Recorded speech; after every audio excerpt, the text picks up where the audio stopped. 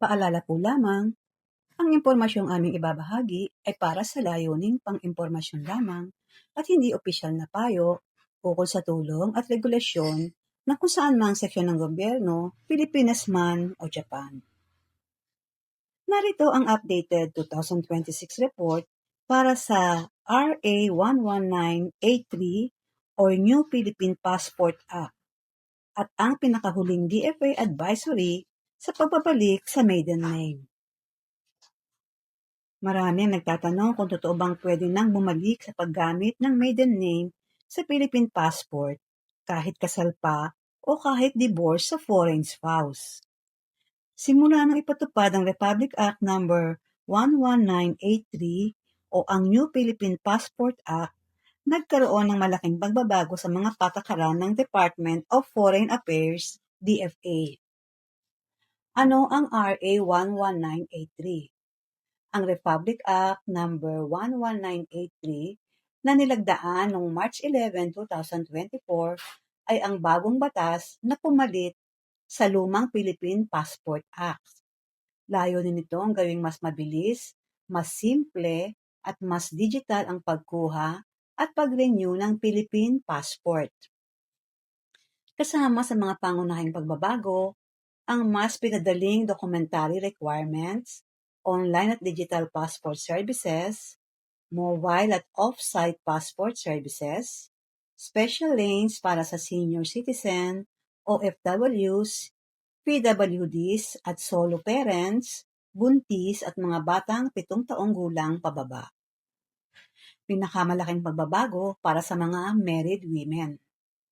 Isa sa pinakamahalagang probisyon ng RA 11983 ay ang pagbibigay ng karapatan sa isang married woman na voluntaryong bumalik sa kanyang maiden name sa passport kahit hindi pa annulled o widowed, basta't masunog ang mga requirements ng DFA. Ito ay isang one-time voluntary reversion lamang. Kapag nagamit na ang opsyong ito, hindi na ito maaaring ulitin. Ano ang karaniwang requirements ng DFA para sa voluntary reversion? Batay sa pinakahuling DFA advisory, karaniwang hinihingi ang mga sumusunod: PSA birth certificate o report of birth, PSA marriage certificate o report of marriage, notarized affidavit na nagsasaad na nais bumalik sa maiden name at ito ang unang beses na gagawin ang reversion. Latest Philippine Passport, isang valid government-issued ID na gumagamit ng maiden name. Paano kung divorce sa foreigner? Ito ay bahagi na madalas nagiging sanhi ng kalituhan. May mga kumakalat na post na nagsasabing hindi na kailangan ng recognition of foreign divorce. Hindi na kailangan ng RFOD. Hindi ito ganap na tama.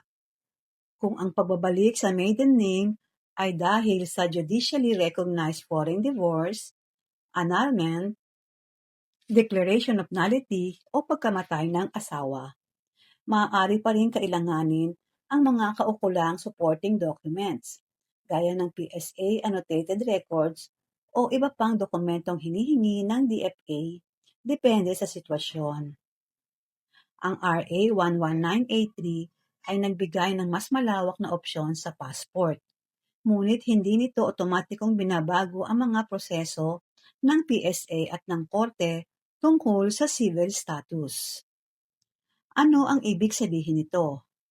Mahalagang maunawaan na ang passport at ang civil registry records ng PSA ay magkaibang usapin. Ang passport ay ini-issue ng DFA, samantalang ang marriage records, annotations, at civil status ay nasa ilalim ng PSA at ng mga umiiral na batas sa civil registry. Kaya maaaring magkaiba ang documentary requirements depende sa layunin ng pagbabago. Mga benepisyo ng RA 11983. Mas mabilis ang passport application, mas kaunti ang documentary requirements kaysa dati, may online application system, may mobile passport services, may special lanes para sa mga priority applicants, Pinayagan ang one-time voluntary reversion sa maiden name para sa married women alinsunod sa requirements ng DFA. Mahalagang paalala, basahin lamang ang opisyal na advisories ng DFA bago mag-apply. Huwag basta maniwala sa social media post na nagsasabing automatic o wala ng requirements. Kung ang kaso ay may foreign divorce, annulment o iba pang komplikasyon sa civil status, makabubuting kumonsulta muna sa DFA o sa isang abogado upang matiyak ang tamang dokumentong ihahanda. Sa pangkalahatan, ang RA 11983 ay isang malaking hakbang upang gawing mas magaan ang proseso ng pagkuha at pag-renew ng Philippine passport. Isa sa pinakamalaking pagbabago nito ay ang pagbibigay ng pagkakataon sa married women na isang beses na voluntaryong bumalik sa paggamit ng kanilang maiden name sa passport, basta't natutugunan ang mga requirements ng DFA. Gayunpaman, hindi nito otomatikong inaalis ang mga legal na proseso na may kinalaman sa civil status, gaya ng recognition ng foreign divorce at PSA records. Dahil dito, mahalagang tiyakin ang tamang requirements ayon sa individual na sitwasyon upang maiwasan ang pagkaantala sa passport application. Disclaimer lamang po, ang lahat ng impormasyong ibinahagi ay para sa layuning pang-impormasyon lamang at hindi garantisadong kumpleto o laging updated. Ito ay maaaring magbago ng walang paunang abiso. Ang creator ay hindi mananagot sa anumang direkta o hindi direktang epekto na maaaring magmula sa paggamit o interpretasyon ng impormasyong ito. Sa pangwakas, umaasa po kami na nakatulong ang impormasyong ito bilang gabay. Para sa pinakabagong update at opisyal na detalye, makabubuting i-verify pa rin sa tamang ahensya o autoridad.